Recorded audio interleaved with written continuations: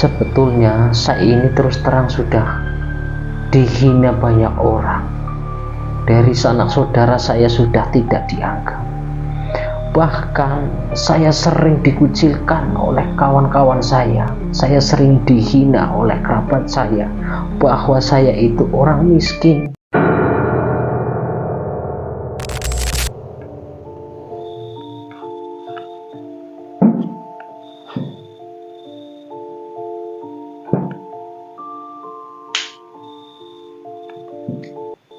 Assalamualaikum warahmatullahi wabarakatuh. Selamat malam para teman-teman semuanya. Pada kesempatan malam ini saya akan membawakan sebuah kisah nyata yang telah dikirim oleh Kang Rusdi, yang dimana Kang Rusdi ini telah melakukan pesugihan tuyul hingga sampai kaya raya. Nah, kira-kira bagaimana kisah kelengkapannya? Mari kita simak video ini sampai akhir.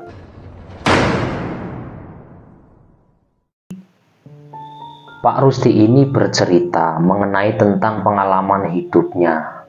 Pak Rusdi ini setiap hari itu bekerja serabutan untuk memenuhi kelangsungan hidup. Kalau Pak Rusdi bercerita ini, saya mendengar itu sebetulnya sangat kasihan dari awalnya.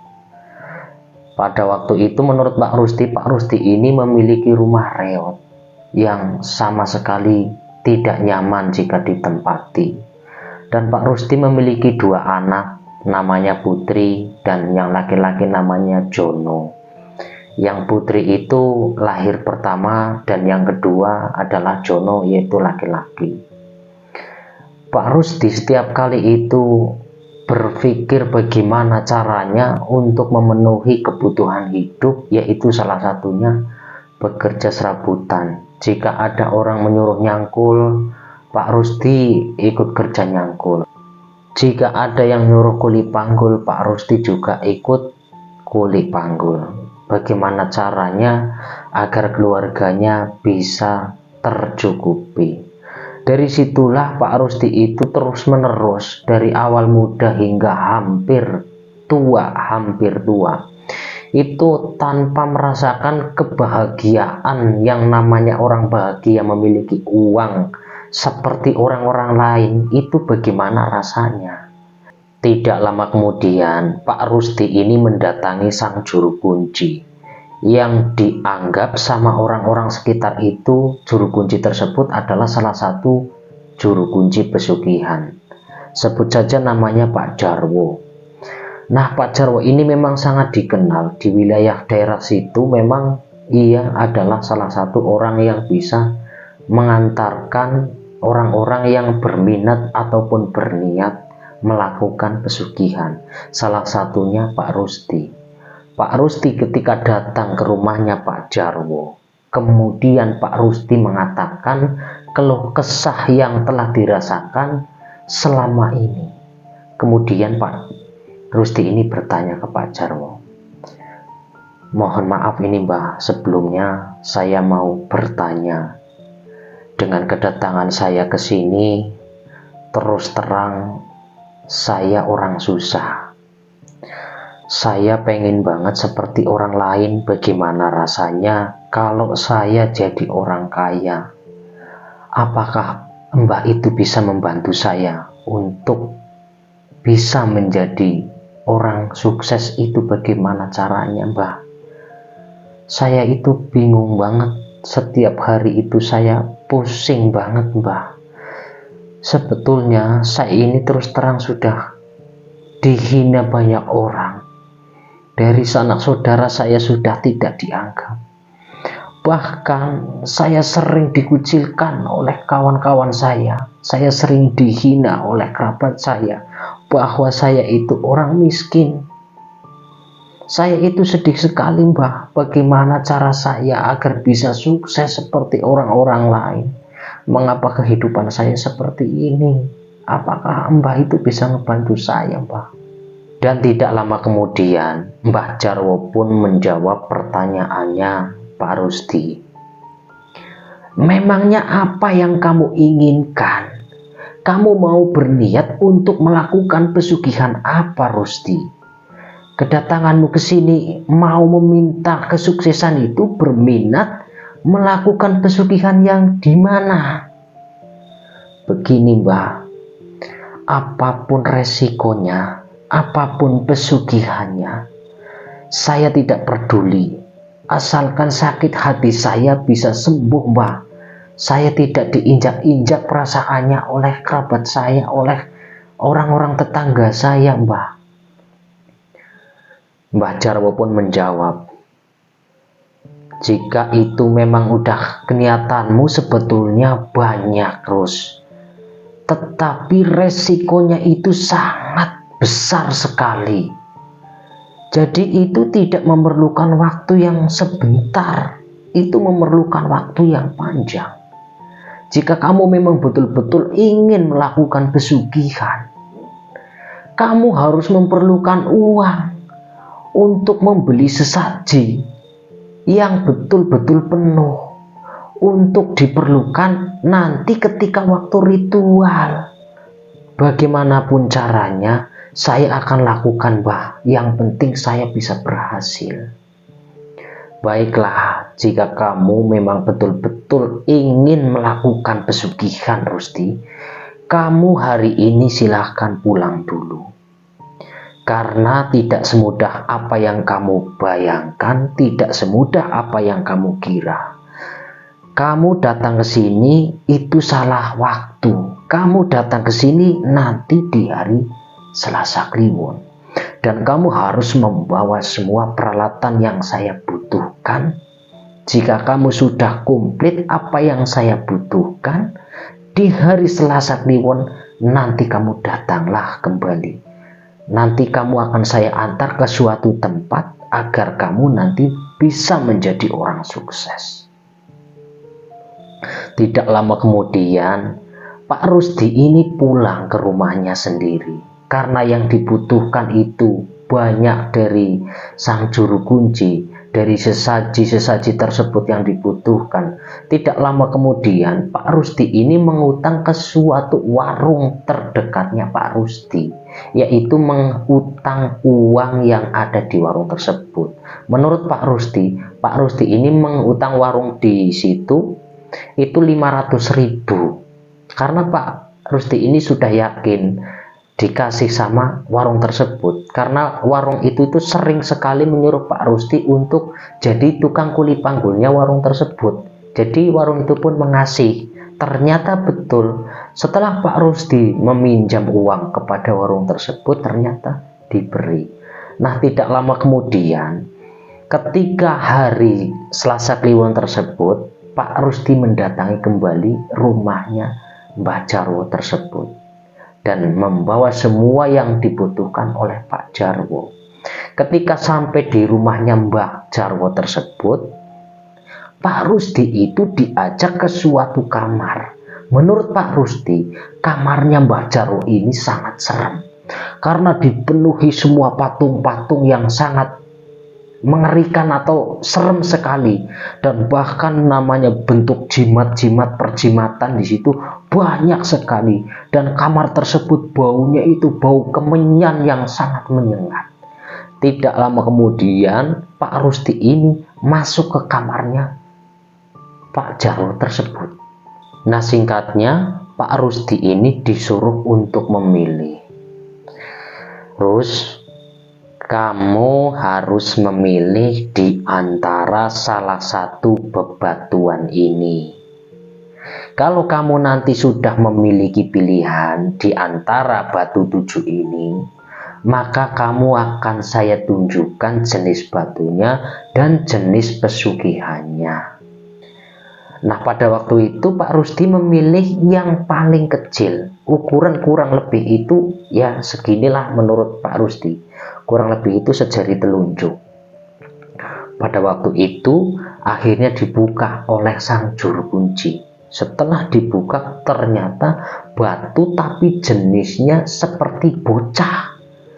Batu itu persis mirip sekali dengan bocah, tetapi bocah itu bocah gundul, bocahnya botak. Pokoknya persis kayak tuyul, tetapi warnanya itu kuning batu tersebut dan berbau yang sangat wangi dengan menyengat sekali. Nah, pada waktu itu Pak Rusdi merinding habis melihat batu tersebut. Loh, ini isinya batu kok mirip anak kecil, Mbah? Ya, itu memang betul. Itu memang jenis batu, bentuknya memang anak kecil. Jika kamu memilih ini, maka ada harganya, ada maharnya. Mahar tersebut itu sangat mahal. Kalau kamu berani membeli ini, maka kamu nanti hidupnya serba kecukupan, bahkan kamu akan bisa jadi kaya raya. Karena dari bantuan batu ini yang berjenis bocah. Jika kamu nanti memiliki batu ini, kamu akan kaya raya. Nah, tidak lama kemudian, Pak Rusdi ini memilih batu yang paling kecil. Dimana kalau misalkan saya memilih yang paling kecil, kira-kira maharnya berapa, Mbak? Pada waktu zaman dulu, menurut Kang Rusdi ini, itu harganya itu sangat mahal. Memang berapa, Mbak? Harganya yang kecil. Harganya itu yang paling kecil 7.500.000. Jika kamu berminat ataupun berniat memiliki batu tersebut, itu harga yang paling rendah. Tetapi penghasilannya dalam satu hari memiliki 750.000 per harinya. Itu uang atau bagaimana, Mbak? Iya, itu uang. Jika batu ini nanti sudah diritualkan, maka penghasilan dalam satu hari maka akan menghasilkan uang 750.000 setiap harinya. Ketika suatu malam Pak Rusdi diajak oleh Pak Jarwo untuk mendatangi gua tersebut dan membawa semua jenis-jenis sesaji yang sudah dibawa oleh Pak Rusdi, kemudian ditaruhlah di dalam gua tersebut. Kemudian Pak Rusdi itu di tempat situ disuruh untuk berpuasa selama 1 hari 1 malam. Di situ Pak Rusdi duduk dan ada 2 penampan yang berisi sesaji dan ada 3 lilin yang berwarna merah yang menemani Pak Rusdi bersemedi selama sehari semalam. Setelah Pak Rusdi keluar, Pak Rusdi pun menggendong anak kecil itu seperti layaknya gendong anak orang biasa gitu. Akan tetapi tidak memakai kain, melainkan hanya pakai tangan kayak gini. Nah, tidak lama kemudian Pak Rusdi membawalah anak kecil itu ke rumahnya Mbah Jarwo. Ketika di rumahnya Mbah Jarwo, anak tersebut itu seperti kayak anak biasa. Jadi dia itu main ini, main itu, main ini, main itu sangat aneh sekali. Jadi dia itu persis dengan bocah, cuman itu aneh.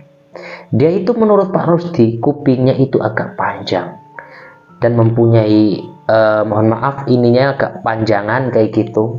Ya intinya jorok begitu menurut Pak Rusdi. Nah, kemudian setelah sampai di rumahnya Mbah Juru Kunci, Mbah Juru Kunci akhirnya mengasih tata dan caranya untuk mengelola anak tersebut. Menurut Pak Rusdi, Mbah Jarwo ini mengasih sarannya itu kayak gini.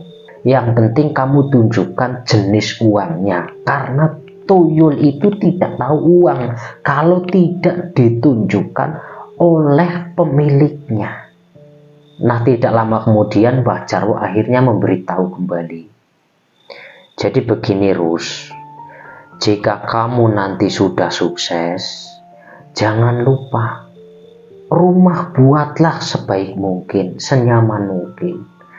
Tetapi kamu harus memiliki sebuah mainan seperti mobil-mobilan, pesawat-pesawatan, motor-motoran. Pokoknya persis seperti kamu memiliki anak yang masih kecil. Apapun permintaannya silahkan kamu belikan, kamu kasih, agar tuyul itu betah di rumahmu. Dan jangan lupa ibumu nanti harus melakukan menyusui anak ini.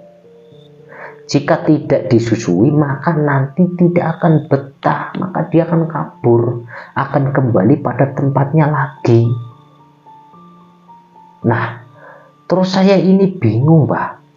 Saya ini sama istri tidak punya janjian jika saya itu mau melakukan pesugihan. Nah, jika nanti istri saya tidak mau, kira-kira bagaimana, Mbak? Tidak apa-apa, tidak ada salahnya kamu mencoba dulu. Jika kamu memang mau berlihat kaya, bagaimana cara kamu untuk melakukan pertanyaan atau mengasih tahu sama ibumu, sama istrimu, bagaimana caranya agar istrimu mau. Pada waktu itu Pak Rusdi mengajak ke suatu tempat. Dan Pak Rusdi menunjukkan salah satu uang yang dibawa oleh Pak Rusdi, yaitu jenis ratusan ribu. Kemudian digendonglah pada waktu tengah malam. Ternyata betul apa yang dikatakan oleh Mbah Jarwo ternyata terbukti bahwa anak kecil tersebut bisa menghasilkan uang. Pada waktu semalam itu menghasilkan uang itu 750.000. Itu setiap malam ternyata betul. Dan akan tetapi Pak Rusdi ini belum mempunyai kata-kata sama sang istri. Dan tidak lama kemudian istrinya ini kaget. Karena melihat Pak Rusdi sedang membongkar uang yang di bawah bantal. Menurut Pak Rusdi itu sedang dihitung. Tiba-tiba istrinya membuka pintu kamar. Kaget istrinya. Pak, uangnya kok banyak amat, Pak? Uang dari mana, Pak? Kamu nyolong, Pak? Tidak, Bu, saya tidak nyolong, Bu. Kesini dulu, Bu, tak jelasin kesini. Loh, kok Bapak punya uang banyak banget? Uang dari mana ini, Pak? Kok tiba-tiba Bapak punya uang? Dengan rasa takut, ibunya ini bernama Ibu Ani terus-terusan bertanya seperti itu bolak-balik sama Pak Rusdi. Singkatnya Pak Rusdi mengasih tahu bahwa Pak Rusdi ini mempunyai anak kecil yang kasat mata. Tidak semua orang dapat melihat anak kecil ini. Pada malam itu akhirnya Pak Rusdi mau nggak mau akhirnya mengasih tahu ke ibunya. Begini, Bu, sebetulnya aku itu sudah lama, kurang lebih itu 1 bulanan, memelihara tuyul, Bu, agar kita nasibnya berubah. Apa, Pak? Apa yang kamu katakan tadi? Kamu memiliki pesugihan tuyul. Itu kamu dari mana? Bapak nggak bercanda kan? Tidak, Bu, saya nggak bercanda. Karena saya ini terus terang, Bu. Apakah ibu tidak pengen menjadi orang sukses? Apakah ibu tidak pengen menjadi orang kaya? Sebetulnya begini, Pak. Saya sebetulnya pengen, tapi kalau caranya begini ini bagaimana? Apa nanti jika diketahui oleh warga bahwa kita itu mempunyai tuyul? Matilah kita, Pak. Sudah, tenang saja, Bu. Ini sudah urusan saya, tenang saja, nggak bakalan ada yang tahu. Begini, Bu, kalau ibu bersedia, ini uang itu sudah banyak, Bu, sudah saya dapatkan. Kita nanti kan jadi orang kaya. Pada waktu itu ibunya ini akhirnya menyetujui. Nah, singkatnya Pak Rusdi ini mengasih tahu tentang menyusui. Bu, sebenarnya begini. Yang kita pelihara itu adalah anak kecil, yaitu berjenis tuyul, persis seperti anak. Tetapi ia harus disusuin, Bu. Kalau tidak disusuin, menurut Mbah Jarwo nanti minggat. Bahkan jika nanti sudah minggat, ada petaka yang akan kita dapatkan. Terus ini bagaimana, Pak? Saya mau gak mau saya harus menyusui dong. Ya harusnya begitu Bu, kalau ibu mau ya pengen kaya, ibu harus melakukannya. Dan tidak lama kemudian akhirnya Ibu Ani ini setuju dengan apa kata-kata bapaknya. Akhirnya Ibu Ani ini melakukan menyusui sang tuyul tersebut, bahwa tuyul itu seringkali menyusu kepada Ibu Ani jika sudah melakukan mencari uang senilai 750.000 di setiap kali ia pulang, pasti disusuin oleh ibunya. Nah, setelah 1 tahun kemudian, Pak Rusdi ini betul-betul menjadi orang kaya. Apa yang telah diinginkan, pundi-pundi uang itu pun betul-betul dimilikinya. Akhirnya Pak Rusdi ini membangun rumah yang sangat megah. Hutangnya pun sudah dilunasi dengan tuntas. Dan Pak Rusdi setelah rumah jadi bisa membeli mobil dan motor. Pada waktu itu Pak Rusdi ini sangat senang. Ketika waktu 2 tahun itu Pak Rusdi itu sangat senang. Karena apa? Apa yang diinginkan dari waktu Pak Rusdi susah ternyata betul-betul berhasil, bisa membangun rumah bagus, rumah mewah, bisa memiliki mobil. Itulah cita-citanya Pak Rusdi. Nah, singkatnya waktu pun semakin panjang. 3 tahun telah dijalani, Pak Rusdi melakukan pesugihan dan sudah menikmati kurang lebih 3 tahun. Setelah 3 tahun Pak Rusdi menikmati kebahagiaan, menikmati kekayaan, ada resiko yang tidak pernah disangka oleh Pak Rusdi, yaitu resikonya sering sekali Pak Rusdi dihantui rasa yang kurang nyaman. Kenikmatan hidupnya itu berasa kayak merasa bersalah. Selalu diiringi suara-suara yang aneh. Selalu diiringi hal-hal yang tidak pernah dia alami. Sering sekali ada benda-benda bergerak tanpa digerakin. Sering sekali ada suara-suara yang aneh tanpa diketahui oleh Pak Rusdi. Akhirnya Pak Rusdi ini seperti dihantui setiap hari, setiap malam itu kayak kedatangan orang terus, tetapi orang itu tidak kelihatan. Pada malam itu juga Pak Rusdi akhirnya terus-menerus memiliki rasa bersalah. Pada waktu itu tiba-tiba ibunya ini langsung jatuh sakit. Karena ia ini sering menyusui. Menurut Pak Rusdi, ia yang diambil itu bukanlah air ASI atau betul-betul air susunya itu bukan, melainkan darahnya Ibu Ani.